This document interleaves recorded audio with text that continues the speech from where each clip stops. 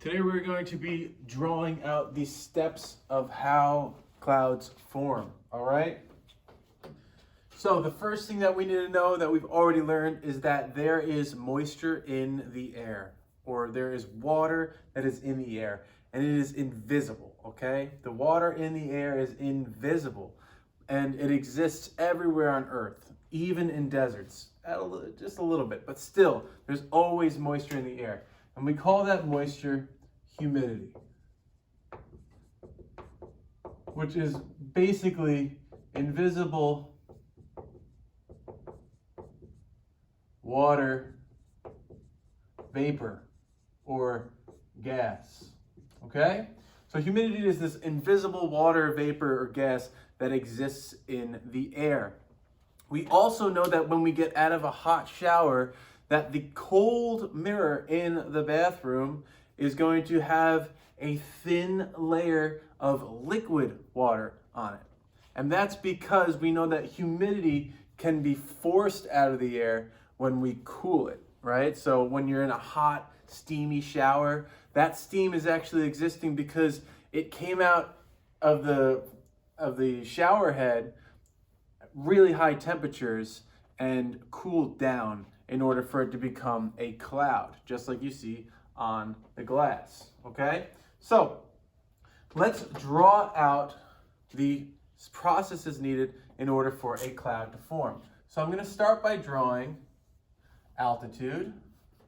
So altitude goes up, so altitude, which just means you go higher and higher and higher. So when you're flying at an altitude of 35,000 feet, that means you are 35,000 feet above the Earth's surface, right? And here is the Earth's surface. Nice.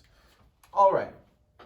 So we also know that on the tops of mountains, there is some snow sometimes, right? And that's because the higher the altitude we get through the troposphere, so maybe we should note that we're just talking about the troposphere, which is the lowest part of the atmosphere. The troposphere, as we go higher up, the temperature decreases. So let's mark that. So maybe it's a hot summer day, so we'll say 25 degrees Celsius, and then we go higher up, 20 degrees Celsius, and then 15 degrees Celsius, and then we'll say it's 10 degrees Celsius up here. And that is going to be for these altitudes or these elevations, okay? Now, of course, depending on the season or where you exist on the Earth, these temperatures vary, right? But this is just the idea that we're getting colder as we go up higher, okay? Now, imagine there is a pond here, right? So there's a pond here, and it's a nice hot summer day. So the sun is out, and the sun is shining on that pond, forcing some of these water molecules to evaporate into the air. And we all know that due to convection, heat rises, right? So we have this hot, sunny day. It's heating the surface of the Earth. It's getting some of this moisture into the air, creating more humidity. That's an M, by the way. Humidity. Creating more humidity, which is causing the air to heat up, get some moisture into it, and when it heats up, it rises. So we're going to start by drawing a parcel or a piece of air. We call it a parcel because we can't hold it because it's just air, right? Like we can't hold on to it. So we'll say like this area here between my hands is a parcel of air, okay? So we have a parcel of air, and let's say that there are 15 gas molecules in it. Some nitrogen, some oxygen, and then just a little bit of carbon dioxide, methane, water vapor, and some other stuff. But there's our parcel of air. It is hot and it is humid. So let's say that its humidity, percent, we'll measure here. Its humidity right now is about 60% humid. So that means that the air is holding 60% of what it's capable of holding. Once air reaches a humidity of 100%, it can no longer hold water vapor, and then it begins to release that water vapor as condensation, or that stuff you see on the mirror in your bathroom after you take a shower, or a cloud, if you want to be naturally technical about it. So there's our parcel of air. What's that heat going to be doing? This heat is going to be now rising. So as it rises up, you got to remember that the higher up we go through the atmosphere, the less air there is above us pressing down on us, right? So everyone here has probably swam underwater at some point, and you feel that pressure on your ears if you go really deep in a pool. Maybe you've done that, maybe you haven't. But if we go deep and there's more pressure squeezing against us, as this parcel rises up, there's less pressure squeezing it, so it begins to expand. So, as we rise up, now that we're going from 25 degrees, we are now cooled down. And what has caused that cooling is the expansion of this parcel of air. So this parcel of air would go like this. It rise up, and as it rises, it expands to that size. We still only have 15 gas molecules in there. So there's our 15 gas molecules. They've expanded and they've cooled. So they've expanded and cooled. Now, think about it. If we're cooling the air down, in order to get a cloud to form, we need to cool the air down. So as we cool the air down, we're expanding the size of the air, causing it to be cool. And then we change its humidity to, let's say, 75% humidity. So now it's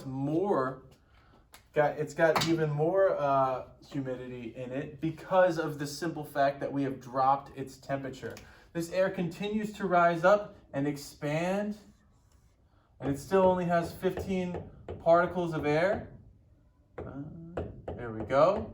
But now it's reached a temperature between 15 and 10 degrees Celsius, so its humidity is at 95%. Now, if you see air that is at 95% humid, it still has no clouds, no condensation, no little droplets of water. So just so you know, all those words that I said are the same. Condensation, clouds, and droplets of water. They all mean the same thing. It's just liquid water that is in the air, okay?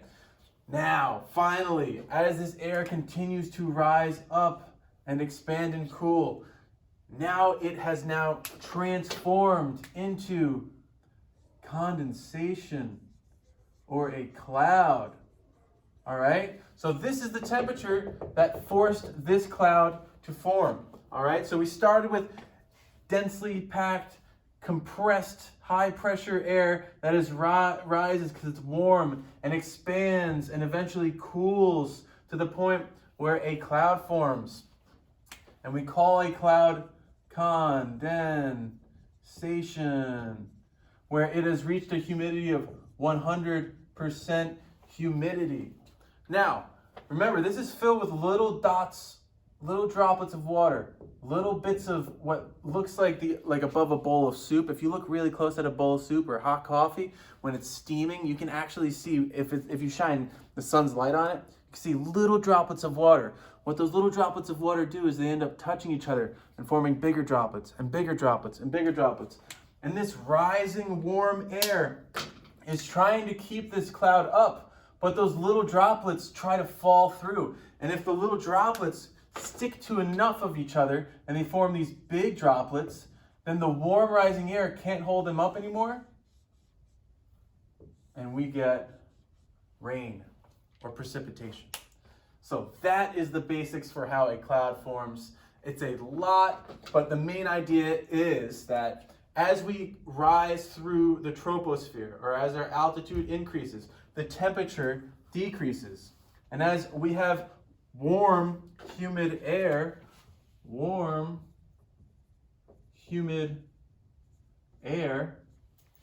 humid air rises and it expands. Its expanding causes it to cool, which is why the temperature drops, and that makes the humidity rise until it reaches 100%, where the air can no longer hold water vapor to the extent that it is being asked to, or to the extent that it is trying to be forced to, and then condensation forms, aka a cloud, okay? Where we have 100% humidity. That is how a cloud forms.